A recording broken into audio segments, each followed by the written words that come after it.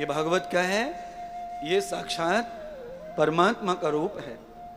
कृष्णार्गतम भागवतम स्वरूप मध्यान प्रवेश युक्तो भवता व्यासांत व्यास कथितो न ब्रूयताम आभ्यांत कृष्णो महासयुक्तो।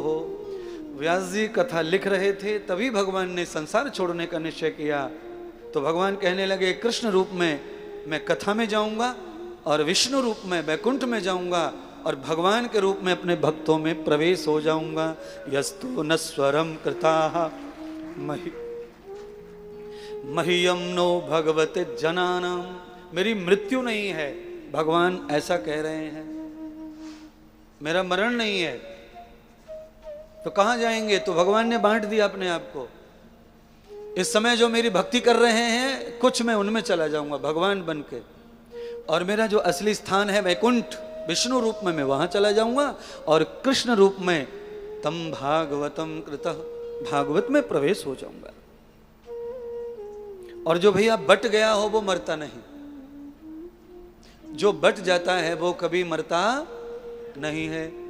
आज आप कुछ भी बांट दो, अपने नाम से पूड़ी बांट दो, खीर बांट दो, फल बांट दो, रुपया बांट दो, वो जीवित रहेगा और आपका बैलेंस मिट जाएगा, नष्ट हो जाएगा, मर जाएगा। आपकी जमा पूंजी को मौत आएगी। जो पूंजी बट गई वो कभी मरती अजन्माम, अजन्म हो जाती, उसका विस्तार हो जाता है। आपकी बैंक में पड़ी थी, किसी को पता नहीं था, और बैंक में से निकल के जब वो विस्तार में जाती है तो वो लाखों लोगों की नजर में आती है। जब आपका शिलालेख, जब पत्थर लगता है किसी मंदिर पर, किसी दीवार पर, तो वो दिखाई पड़ता है, लाखों लोग आते हैं और उसे पढ़ते हैं, और जो पढ़ते हैं वो ये समझते हैं इन्होंने दान किया है, इसीलिए ये पत्थर लगाया गया है। इसे विस्तारवाद कहते हैं, धर्म का, दान का, सेवा का, पूजा का, जीवन का। ये कभी नहीं मरेगा। और घर में छुपाया हुआ धन कभी जिंदा रह सकता? कभी जिंदा नहीं रह सकता है। यावतम तनूनो विहताम कर्म, ये शरीर भी जितना बांट दिया जाए उतना जिंदा रहता है, और जितना इसे संजोया जाए उतना जल्दी मौत के मुंह में चला जाता है। आदमी अपने शरीर को बचाने के चक्कर में लगा है और जल्दी मौत के मुंह में जा रहा है। आभ्यांत कृतम तनूनाम, 16,108 पत्नियों को बांट दिया भगवान ने। गोपियां अलग और हमारे जैसे चापलूस अलग, राक्षसों को अलग, इसीलिए जवान बने रहे। इसका मतलब यह नहीं है कि आप गलत वे में ले जाएं। इसका मतलब यह है कि संसार के प्रत्येक प्राणी को हमारा जीवन प्राप्त होना चाहिए, हमारा जीवन उन्हें मिलना चाहिए, क्योंकि हमारे जीवन का उद्देश्य यही है। नदी का उद्देश्य क्या है? गंगा का उद्देश्य क्या है?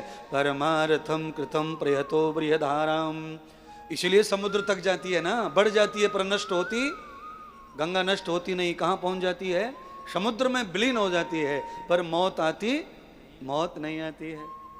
आप कितने भी आम के फल तोड़ तोड़ के चूस लो, तोड़ लो, चूस लो, फल तो तोड़ लेंगे ना, आम का क्या बिगाड़ेंगे? अच्छा, आम को काट के फेंक दो तो आम की गुठली का क्या करोगे बताओ?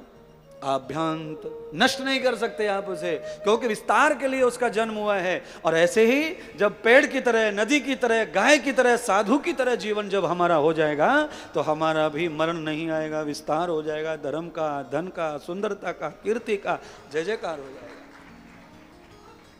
है? एक पत्नी के लिए और 2 बच्चों के लिए अगर इंद्रदेव का जीवन होता तो किसी कोने में पड़ा होता, कोई जान नहीं रहा होता, कोई पहचान नहीं रहा होता। पर उस दलदल से, उस नरक से बाहर जीवन बनाने का ठान लिया, तब जीवन ऐसे विस्तार हुआ ना, तब करोड़ों अरबों लोगों में जीवन पहुंचा ना, तब सारे विश्व में जीवन की परिचित हुई ना, तब जीवन तो सब समझ में आया ना। एक कोने में कुल्लड़ में बैठे रहो, क्या करोगे जी करके ऐसे जीवन का? कब के बाल धोरे पड़ जाते, कब के सफेद हो जाते। ये बालक कभी काला रहने देते? ये औलाद नहीं काला रहने देती बालों को, ये सफेद कर डालती है हमारा।